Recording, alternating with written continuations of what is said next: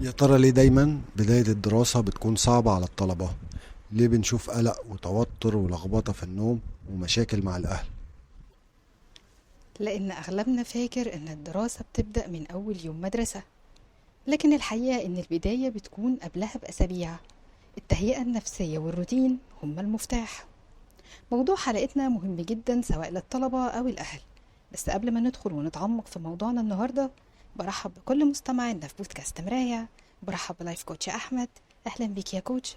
حلقتنا النهاردة موضوعها عن أهمية الروتين والتهيئة النفسية للطلاب، خصوصا مع بداية العام الدراسي، فمحتاجين نتكلم ونتناقش فيه بالتفصيل. أهلا بيك يا كوتش، برحب بيكي وبكل مستمعينا في بودكاست مراية. موضوع النهاردة مهم جدا ومناقشته هتفرق مع كتير مننا. هبدأ معاك على طول يا كوتش ونقول ازاي الروتين قبل الدراسة ممكن يفرق مع نفسية الطالب. الروتين بيدي أمان. الطالب اللي بينام كويس عنده خطة يومية وبيكون مهيأ نفسيا، بيحس إنه ماسك زمام الأمور. أما الدنيا لما بتكون فيها نسبة فوضى، الطالب وقتها بيحس بتوتر وقلق، لكن الروتين بيخلي فيه إحساس باستقرار داخلي. وده كمان بيقلل القلق من التفكير في نقطة أنا هعرف أذاكر ولا لأ، هقدر أكون منظم وأظبط الدنيا ولا هيتراكم عليا دروسي. الروتين المنظم بيزرع في الطالب توقعات واقعية، مش لازم يبقى متفوق من أول يوم، المهم إنه يبدأ. الطالب اللي عنده روتين بيعرف يوازن بين المذاكرة وصحابه وعيلته، بيكون عنده وقت يلعب ويخرج ويتواصل مع اللي حواليه، وفي نفس الوقت مش مقصر في دراسته وعارف يوازن جوانب حياته. يعني لو الأسرة كلها ساعدت في الروتين ده هتكون العلاقة هادية بين الطالب والأهل، مفيش خناقات عن النوم ولا المذاكرة. بالظبط كده. عارفة يا كوتش ان الروتين مش بس للطالب، ده كمان للأسرة كلها. تخيلي لو في وقت ان يكون في مساحة للكلام بين الأهل وأولادهم، ده هيبني علاقة إيجابية قوية بين الطرفين. ممكن كمان نسلط الضوء على المهارات اللي بيزرعها الروتين في الطالب. هبدأ بإدارة الوقت، إن الطفل بيقدر ينظم يومه ويوزع التاسكات بشكل صح على مدار اليوم، وكمان بيساعده إنه يكون منظم، فبيقدر يرتب أوضته، مكتبه، أو حتى أولوياته.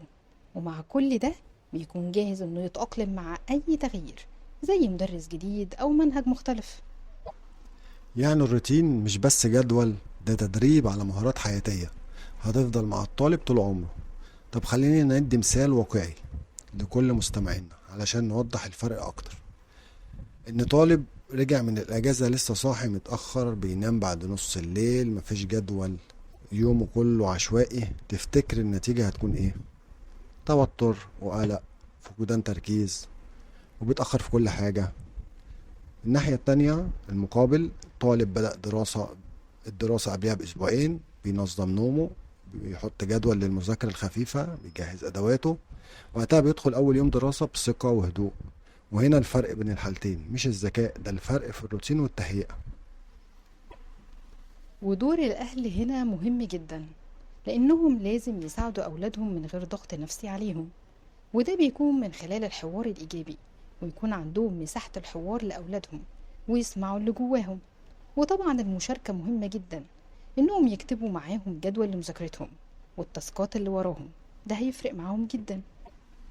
وإننا نكون قدوة لأولادنا، بمعنى إن الأهل برضو يكون عندهم روتين وينظموا وقتهم، ده هيخلي الطالب حابب يكون ناجح زي أهله، وإنه مش لوحده، وكمان الأهل معاه مش ضده.